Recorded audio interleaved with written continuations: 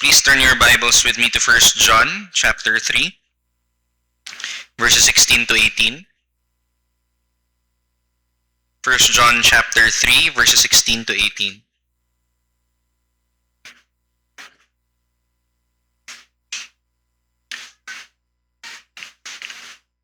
Hear God's word. By this we know love, that He laid down His life for us, and we ought to lay down our lives for the brothers. But if anyone has the world's goods and sees his brother in need, yet closes his heart against him, how does God's love abide in him? Little children, let us not love in word or deed, a word or talk, but in deed and in truth. This is God's word. Shall we pray? God, give us eyes to see and ears to hear your promises and your word this morning. I pray that you would send your Spirit in our midst to do a mighty work of rebuking our hard hearts and of encouraging our weary souls. Bless each one, O God, in Jesus' name. Amen. So we're continuing our series on the letters of John. Last week, we looked at verses 10 to 15. No? We looked at the message of John telling us if, or basically asking the question if we are murderers. Mamamatay tao ba tayo? And not in the physical sense, but in the spiritual sense. No. John showed us na ang tunay na mananampalataya is someone who is filled with love for the brethren. Someone who is not able to do harm to his brother or sister in the Lord. Okay. So this morning, our message is love others with an open wallet. No? So connected pa rin siya with our text last week, because of course it's just one letter. So it's a particular application of how are we to love our brothers and sisters in the Lord. So our main idea for this morning is true brotherly love that stems from the gospel is demonstrated in material and financial generosity. Again, true brotherly love that stems from the gospel is demonstrated in material and financial generosity. Okay? So in last message, in our last week's text, makikita natin that one of the important words in that text is the word life. Okay? If you look at chapter 3, verse 14, sabi ni John, we know that we have passed out of death into life because we love the brothers. And whoever does not love abides in death. Whoever hates his brother is a murderer, and you know that no murderer has eternal life abiding in him. So yung word for life in that passage is the Greek word zoe. Whenever the word zoe is used in the New Testament, it gives the idea of that divine life na ibinibigay ng Panginoong Jesus sa atin. In John chapter 14, verse 6, that's the same Greek word that Jesus says, I am the way, the truth, and the zoe, and the life. No one comes to the Father except through me. So itong life na tinutukoy dito, itong zoe, is something that only Jesus can give. Okay? Ito ay buhay na kaya lamang ibigay sa atin ng Panginoong Jesus. Buhay na regalo. Buhay na hindi natin kayang pagtrabahuan. Buhay na maibibigay lamang sa atin sa pamamagitan ng pananampalataya. Now in our text, we will see two other Greek words for the word life, which are connected with that life that Jesus gave us. So later we will unpack that. So ang points natin for this morning are 3 points. First, Christ is our model for sacrificial brotherly love. Second, when Christ changes our hearts, He also changes how we use our money. Then third, true brotherly love is not just sentimental and verbal, but tangible and visible. First, Christ is our model for sacrificial brotherly love. Makikita po natin yan sa verse 16. Sabi ni John, by this we know love. Sa pamamagitan nito, makikilala natin or malalaman natin kung ano ang pag-ibig. In what manner? Sa paanong paraan natin malalaman kung ano ang pag-ibig? That He laid down His life for us. So sinasabi ni John dito that the perfect expression of what love is in the sacrificial self-giving of the Lord Jesus Christ. So dito sa verse 16, makikita po natin yung motivation why we should love the brethren. And that is the gospel. The central message of the Bible. That Jesus laid down His life for us. In the self-giving, sa pagsakripisyo ng Panginoong Yesus ng kanyang buhay para sa atin, doon natin makikita ang pag-ibig ng Diyos. I remember one pastor, Pastor George, one of the pastors of St. Stephen Parish, I forgot, George Shua. He was my counselor in a YGC full-timers camp. Then in one of our counseling sessions, tinanong niya ako, Peter, paano mo malalaman na mahal ka ng Diyos? And so being a teenager, ang sinagot ko is, kasi nafe-feel ko po sa heart ko na love ako ni God. Then he asked me, pero paano pag nawala yung feeling na yon? Masasabi mo pa rin ba na love ka ni God? Then napaisip ako. Oo nga, no? Then he just walked me through the gospel. Sinabi niya sa akin, which is the same thing na ngayon ay tinuturo ko na rin sa ibang tao. Ang pag-ibig ng Diyos ay hindi nakadepende sa anong nararamdaman mo ngayon or sa kung anong pinagdaraanan mo ngayon, kundi sa cross, na hindi kailanman magbabago. That was a fundamental time of learning for me, to be pointed back to the cross. And sabi niya, hanggang sa mamatay ka, Peterson, hindi mo dapat ito kalimutan. Ito ang lagi mong pangahawakan. Kasi darating sa buhay mo na magfa-fluctuate yung emotions mo. Darating yung paghihirap sa buhay mo. Ngunit ito ang huwag mong kakaligtaan. Dito ka makakasiguro. Dito ka makakasigurado. This is where you become certain na ikaw ay mahal ng Diyos. Bumalik ka sa krus. Wala kang kayang gawin para hugutin ang krus mula sa Kalbaryo. Wala kang kayang gawin para ipababain ang Panginoong Yesus mula sa krus. Hindi yan kayang alisin kahit ng kasalanan mo. In fact, it's the cross that will take away your sin. By this we know, love, that He laid down His life for us. Because Christ died for us.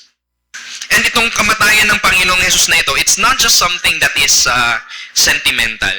Na para bang, halimbawa, merong lalaking nanliligaw sa isang babae dito sa Batangas City. Tapos sabi niya, ganito kita kamahal. Tatalon ako sa Kalumpang River. That's how much I love you. And if you're the girl, papatanong ka, sira ulo ka ba? Anong point niyan? That tells me nothing about your love. It tells me that, something weird, something's going on in your mind.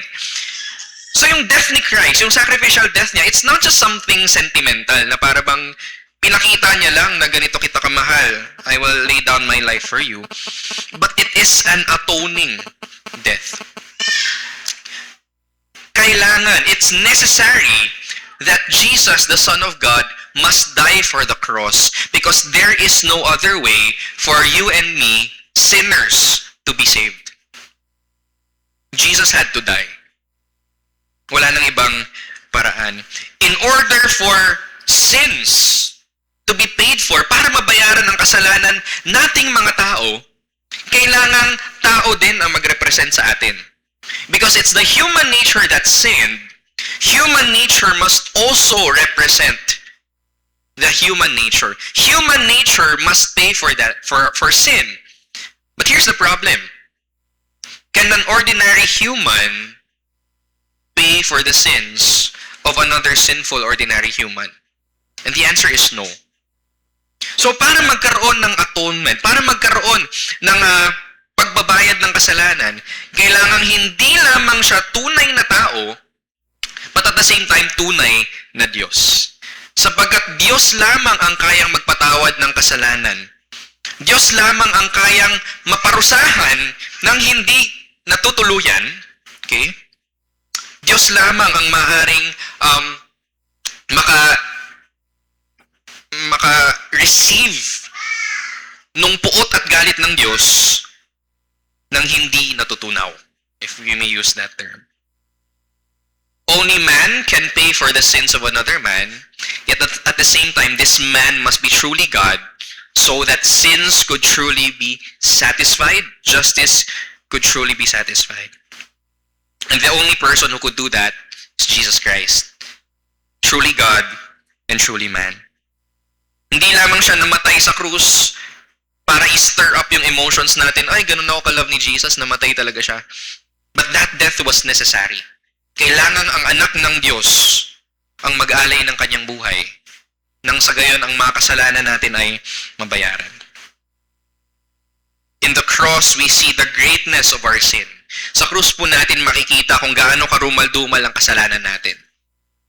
Na kinailangang mamatay ng natatangi at pinakamamahal na anak ng Diyos para lang mabayaran ang kasalanan ng isang taong katulad mo at katulad ko. Yet at the very same time, that is the greatest expression of love. That God would give His only Son to die for our sins. And then in verse 16, next part, sabi dito, and we ought to lay down our lives for the brothers. So the Greek word na ginamit for life there is not the word zoe, but the word psyche, from where we get the word psychology. It's talking about the soul of a person. Yung pinaka-central na aspeto ng pagkatao ng isang human being. Jesus gave His soul, His life, His being for us.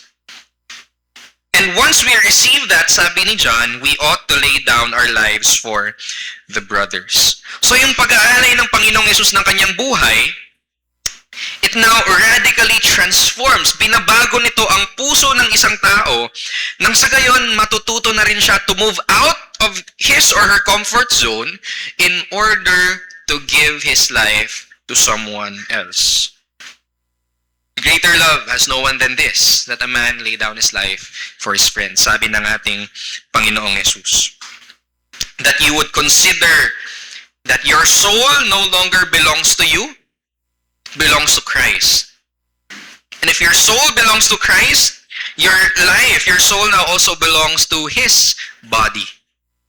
If you love Christ, you love His body. And how is that love demonstrated? By giving your life to the people that the Lord has called you to love. By this we know love, that He laid down His life for us. And we ought to lay down our lives for the brothers. Our lives are not our own anymore. It belongs to Christ. And the Lord wants to use us in order to serve our brothers. So the Lord asks us this question this morning. If you really understand the gospel, have we made that commitment to lay down our lives for our brothers and sisters? Have we made that commitment na kahit uncomfortable for me, kahit na kailangan kong iswallow yung pride ko, I will take care of the needs of other people. I will put them first. I will serve them. The Lord asks us that question this morning. Now, let's move to the next point. Dito mas magiging practical na ngayon. If you have made that decision to lay down your life for your brothers and sisters in the Lord, ito na ngayon yung test kung talagang totoo ito. We see this in verse 16. When Christ changes our hearts, He also changes how we use our money. Verse 17, but if anyone has the world's goods and sees his brother in need, yet closes his heart against him, how does God's love abide in him? First part, let's read again, verse 17. But, so let's say, may isang tao, sinasabi niya na mahal niya ang Diyos at naranasan niya ang pag-ibig ng Diyos. Ngunit, ito na ngayon, ang test. If anyone has the world's goods and sees his brother in need, yet closes his heart against him, how does God's love abide in him? So merong question ngayon. Kung talagang totoong naranasan itong mananampalatayang ito ang pag-ibig ng Diyos, at kung talagang mahal niya ang kanyang kapatid sa Panginoon, bakit na kung nakikita niya ng mayroong pangangailangan, itong taong ito, hindi niya magawang ibigay or tugunan ang kanyang pangangailangan kung nasa sa kanya naman yung resources in order to address that need? So there is an interesting word here. Again, sabi ni John, but if anyone has the world's goods. So yung word na goods there is the Greek word bion, from where we get the word biology. It's the word life. Okay? The same word na ginamit in Luke chapter 15 in the parable of the prodigal son. So ang sinasabi ni John, but if anyone has the world's life and does not give it to others. So, first we saw the word Zoe, the life that Christ gives to His people. And then Suke, the soul of a man. Now he goes to a third Greek word, bion. Connected, no? Yung word na life. Hindi ito accidental on John's part. He wants to give us the idea that the life that Jesus gives you and gave for you should translate into you giving your own life. And that the particular application of that giving of your life is the giving away of your goods. Okay? Connected yung tatlong yun. Christ gave you His life, you lay down your life by giving your goods. So if anyone has the world's goods or the world's life, again, the same word na ginamit.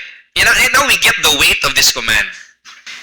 In the parable of the prodigal son, nung sinabi nung younger brother sa kanyang tatay to give me my share of the inheritance, ang hinihingi niya mula sa tatay niya ay buhay ng kanyang tatay. Okay? He was asking for the life of his father.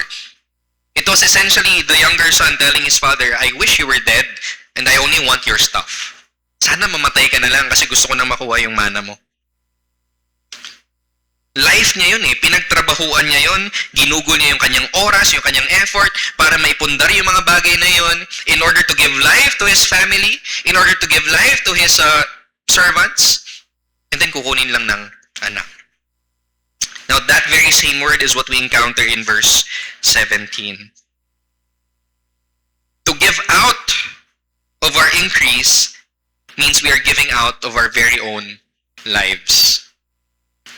If anyone has the world's goods and sees his brother in need, yet closes his heart against him, how does God's love abide in him? If you recognize that your life, your soul belongs to Christ, and even your goods actually belong to Christ, you must also understand that that is not for you alone to enjoy or to hoard. That is for you to give away towards those who need it. So, kina-question na ngayon ni John yung reality ng pag-ibig ng Diyos sa isang tao na hindi kayang magbigay, na hindi kayang maging generous. Especially kapag hayag na nakikita niya na ito yung pangangailangan ng tao. So the Lord wants to ask us this question: how are you giving your life to a person who needs it? And that could be general, right? Some of your brothers and sisters here in BFEC might need your time. How are you being generous with your time? Some of them are in need of your presence. How are you being generous with your presence? To give away your time and your presence means to give away your life. Are you being generous with your life, dear brothers and sisters in the Lord? Kung masyado tayong sheltered or masyado tayong nagre-retreat, if you only think about our comfort, if you only think about our happiness, if we come to church with a consumer mentality thinking ano yung pwede kong makuha mula dito, at kung hindi ko na nakukuha yung gusto ko, I will not participate anymore. Is that a heart that is transformed by the gospel of Jesus Christ? So how are you being generous with your life? And in this particular passage, in this particular verse, clearly financial and material ang tinutumbok ni John. Now, how are we being generous with the financial increase that the Lord has given to us? Kung alam natin na mayroong nangangailangan, how are we addressing that need? Huwag nating isipin na siguro mayroon namang ibang resource yung taong yan para ma-address yung need niya. If the Lord has brought it to your attention, then it might mean that you are the one the Lord is calling to address that need. There's this story of a village na mayroong chief. And sabi ng chief, in 1 week, we will have a feast. And so, yung village, sabi niya, yung ambag niyo lang sa feast na ito is that every household will give at least a cup of wine. And then, ibuhos niyo doon sa jar na nasa center ng village. And then, lahat ng pagkain, ako na bahala. Just give your share of that 1 cup of wine. No? Every individual, do your best to find a cup of wine and then pour it onto the general jar that is in the midst of the village.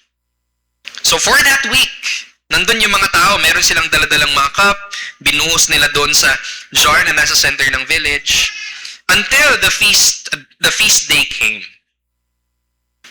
And then when the chief got the first cup of wine, binuhos niya sa kanyang baso, ininom niya, taka siya, bakit walang lasa? Kumuha siya ulit. Tubig to bakit tubig? Turns out that the whole village thought, yung iba maglalagay naman sila ng wine. So ako tubig na lang ilalagay ko, hindi naman siguro halata. And everyone thought that way. Everyone thought na everyone else will do the job. Everyone else will give their share of pouring out the wine. So I'll just give water. It won't be noticed anyway. And because everyone thought the same way, tubig ang kanilang ininom sa kanilang feast. Maybe that's the same way that we think. We're always thinking, siguro kaya namang gawin ng iba yan. No? Siguro kaya namang tugunan ng iba yung pangangailangan ng taong ito. So I will just step back. But no, the Lord wants us to give our own share of that cup of wine and pour it onto the village jar. If the Lord brings to attention any particular need of our brother and sister in the Lord, ang first thinking ng isang tao na nakaranas ng pag-ibig ng Diyos is not, siguro may iba namang pwedeng gumawa niyan. No, the knee-jerk reaction that the instinct of a person who is shaped by the gospel is to ask, what can I do? How can I serve? What can I give? Particularly financially or materially, what is that thing that the Lord has given me in my life that I could give out so that that person could be served? Ask yourself that question. Nag-translate ba sa buhay natin yung pag-ibig ng Diyos so much so that it now affects how we use our money, how we open, and when we open our wallets? The Lord wants us to use our resources to help our brothers. And when we say brothers and sisters, hindi natin, we don't choose kung sino lang yung tutulungan natin. Sabi ni Martin Luther, to love a brother who is kind and pleasant in return, this is a trivial matter. So sabi niya, kung minamahal lang daw natin yung kapatid natin na mabait, if we love them in return because they are kind, sabi niya, mababaw itong ganitong klaseng pag-ibig. Because this is the way the world also loves. The crowd judges friendships by their usefulness. Kapag mayroon kang pakinabang sa akin, tsaka lang kita tutulungan. Tsaka lang kita mamahalin. That's how the world works. And sadly, that's how many of us think as well. Kapag wala ka ng pakinabang sa akin, or hindi kita nakikitaan ng agreeable spirit with me, I will not love you. Accordingly, John does not say, let us love those who are saintly, agreeable, and rich. No, he says, let us love the brother in such a way that then nothing but the brotherhood is loved and regarded. So sabi ni Apostle John dito, he's not saying, mahalin mo lang yung kapatid mo kapag ka-godly siya, kapag ka-agreeable yung kanyang attitude, kapag ka-mayaman siya. No, the only thing that John says here is to love your brother. No qualifications. No qualifications. It's just because he or she is your brother and sister in the Lord. For a brother is loved out of a sense of duty, not because of usefulness and not because of praise. All the gifts we have should serve those who do not have them.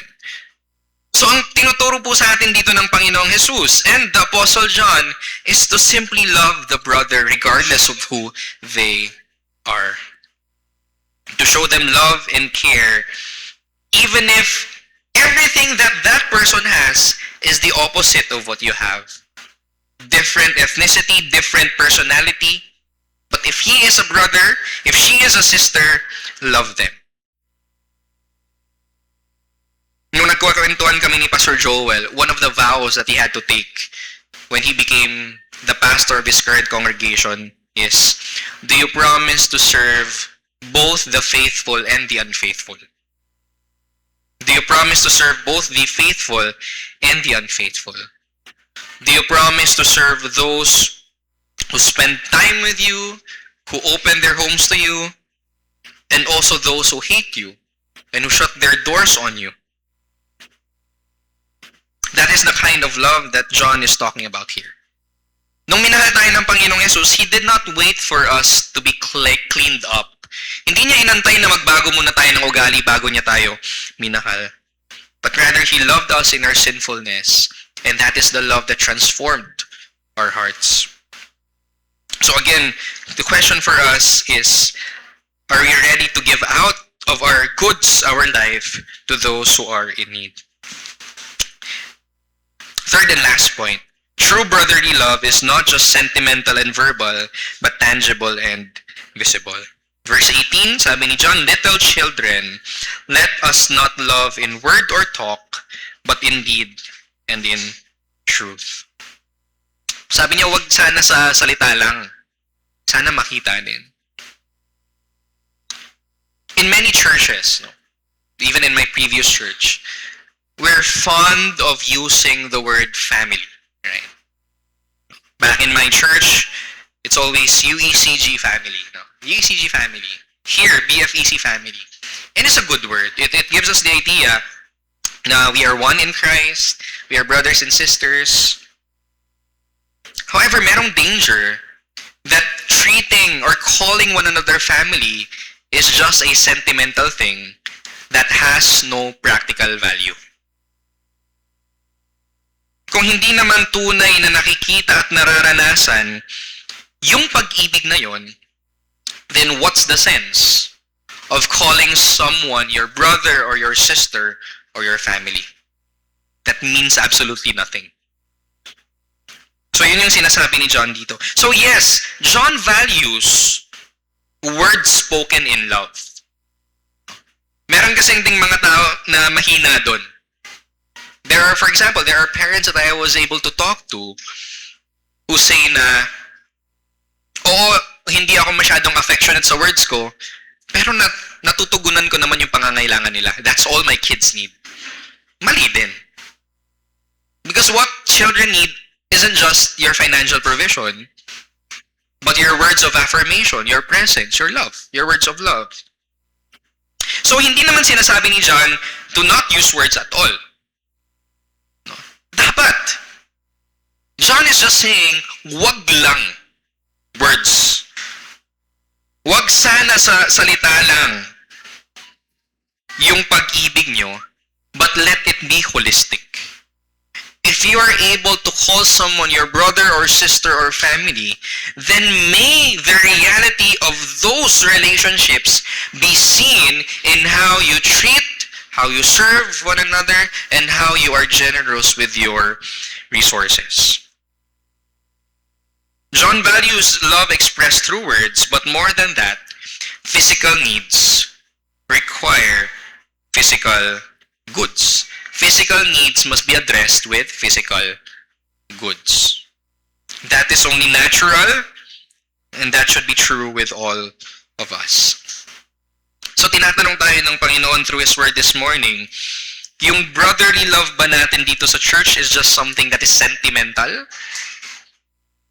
Or has it really translated into being tangible? Pag sinabing tangible, nahahawakan. and something visible nakikita.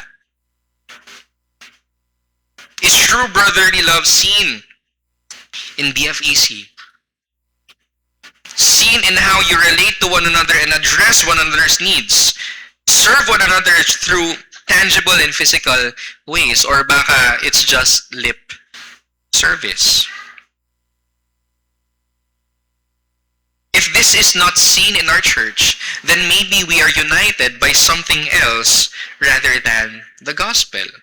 It's no longer the gospel that keeps us together, but it may be something else. It may be the ethnicity to which most of us belong to. It may be just having a familiarity with each other. Nakasanayan na eh. Ito na yung community na nabuo. But it's no longer the gospel that keeps us together. Because gospel love is not seen. The Lord is calling us to make brotherly love real by making yourself available. Your presence, your time, your goods, so that you could serve one another. Now, if we're honest with ourselves, we have failed in this area. We have failed in this area. You cannot be here this morning and say, you're not guilty of this. I know for a fact that I am guilty of this. And I know for a fact, as I have observed the church, we are guilty of this. We are guilty of this. Huwag na tayo mag-sugarcoat. Guilty tayo dito sa tinuturo ng Apostol Juan. We have not allowed the love of Christ to sink deep into our hearts, and it has made us unavailable to serve our brothers and sisters in need. And so two things. It's either we are, yes, Christians, but we are disobedient. And therefore, the life and the joy of Christ is no longer enjoyed in our life and in our church. Or another thing, if this has become a pattern of life, no care for the brothers, no service towards one another, then it must be that God's love does not abide in that person. Wala talagang gospel. Walang kaligtasan. We have all failed in one way or another. But here's the good news. Jesus, the Word of God, came down to love us not only in word or talk, but in deed and truth by giving His own life for us. If you and I have failed to love our brothers in such a way that we are now able to give our very own lives, Jesus fulfilled all of that. He gave His life for sinners like you and me. There is hope for us. There is transformation that is available for us. Only if we come to Christ and repent. So kung nandito kayo ngayon and you have not yet experienced what it is to be loved by God, look to Jesus. This is the love of God in the flesh. He died for your sins. He died so that you could be reconciled to the Father. He died so that you can be assured that if you trust in Him, you are God's beloved son or daughter. And like what this old Christian song said, if you are God's son or God's daughter, He will love you as if you were His only child. His full attention, the fullness of His love will be showered upon you. If you're a Christian this morning and you find yourself disobedient to God's call, Christ died for your sins as well. Christ died in love for you, that you may learn how to love.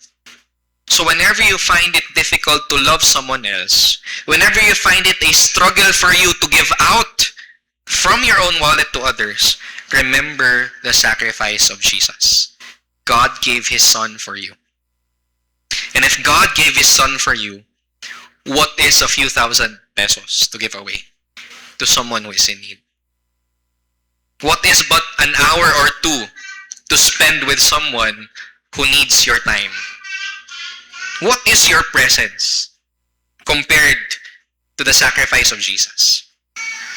Give your life away. Christ gave His life for you because He loves you. And once we understand this love, we will be empowered to love others just as Christ has loved us. Let me end with this quote by the New Testament scholar Craig Blomberg.